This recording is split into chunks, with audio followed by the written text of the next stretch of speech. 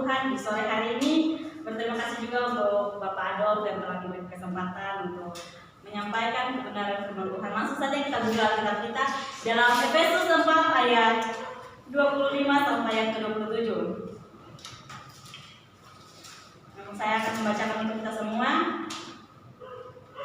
Karena itu buanglah dusta dan berkatalah benar seorang kepada yang lain, karena kita adalah sesama anggota. Apabila kamu menjadi marah, janganlah kamu berbuat dosa, janganlah matahari terbenam sebelum padam amarahmu, dan janganlah beri kesempatan kepada iblis. Amin. Amin.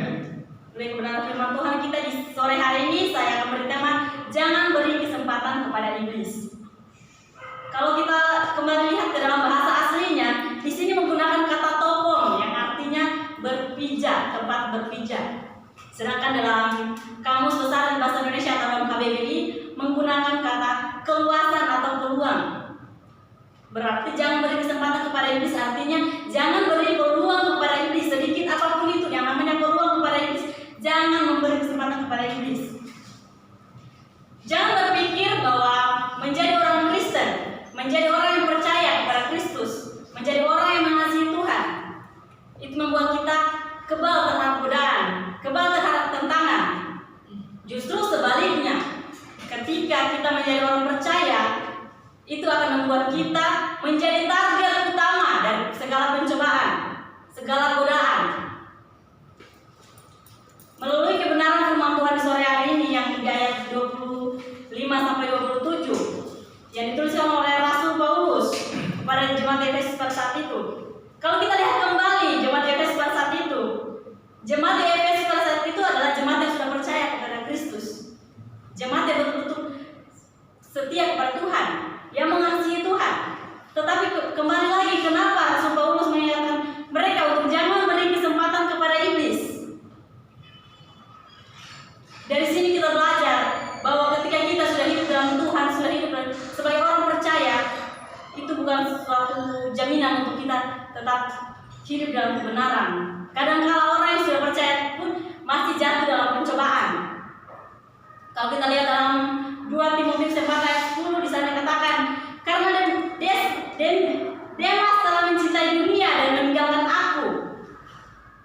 Kalau kita lihat kembali, Demas siapa sih Demas itu?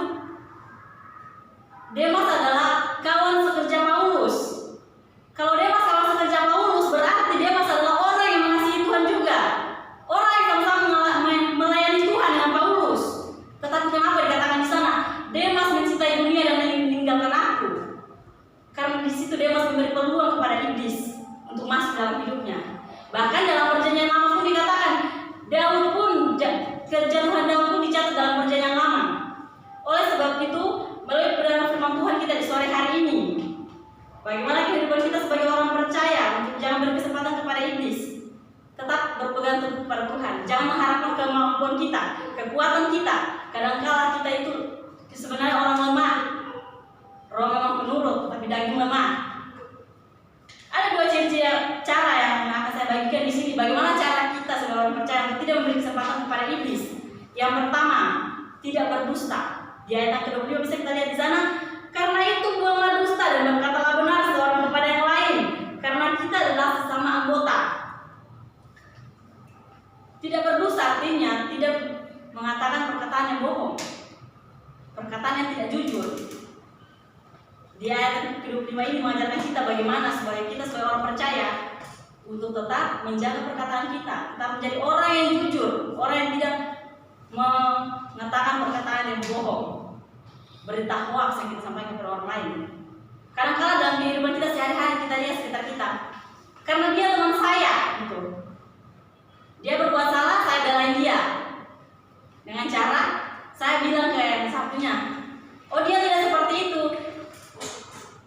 Karena kita berpikir kan berbohong demi kebaikan.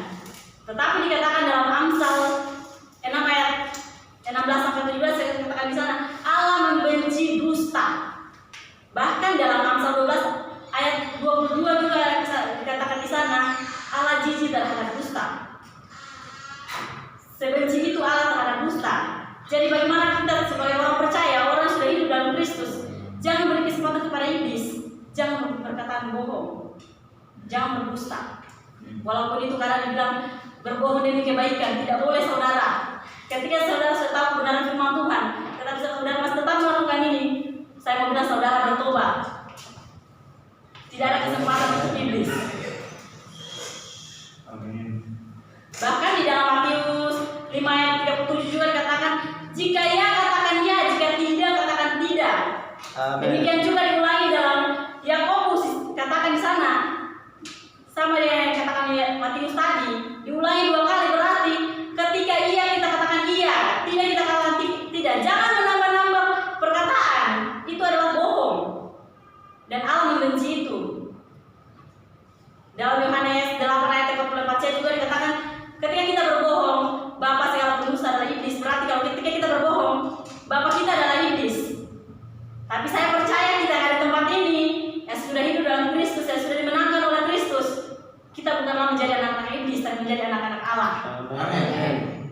Nah, hal yang kedua yang saya bagikan di sini adalah tidak menyimpan kemarahan. Kemarahan seringkali dianggap sebagai hal yang negatif karena ketidaksabarannya kita untuk mengontrol emosi kita.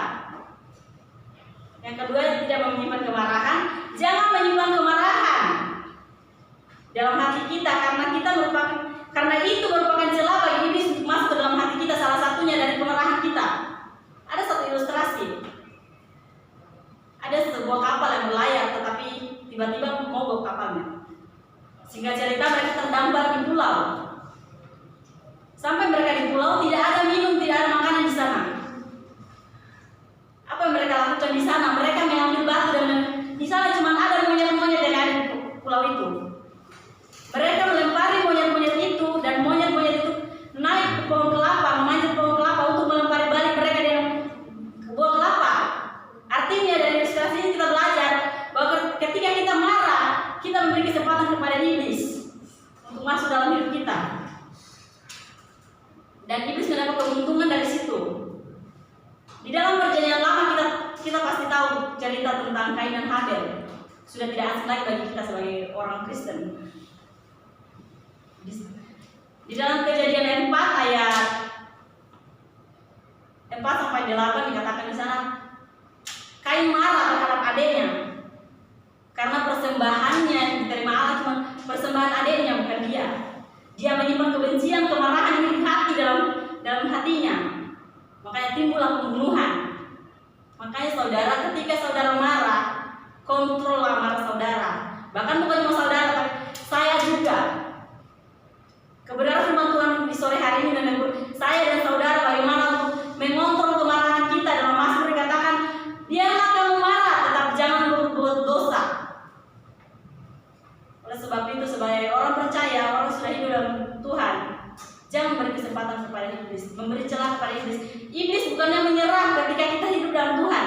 Dia cuma menunggu waktu yang tepat untuk dia datang menghancurkan kita. Di mana ada peluang, di situ dia masuk. Jadi sekecil apapun peluang jangan saudara berikan, apalagi iri hati. Karena dikatakan juga dalam Alkitab sangat jelas, karena dari hati timbul segala kejahatan.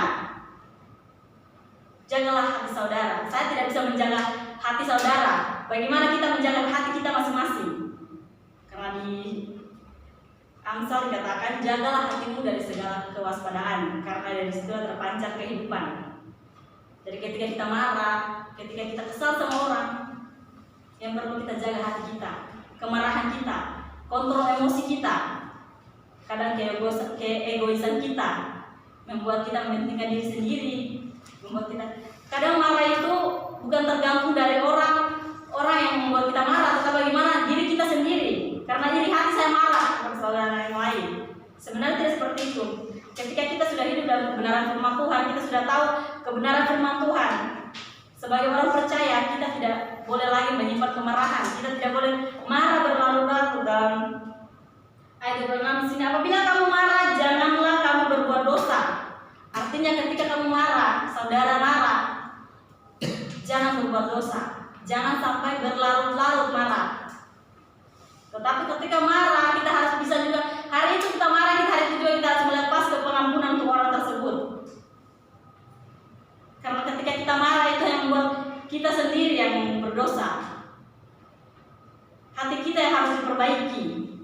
bukan hati orang. Jadi melalui kebenaran firman Tuhan ini kita belajar dari dua hal tadi. Tidak boleh berkata dusta atau bohong. Dan yang kedua, jangan menyimpan kemarahan.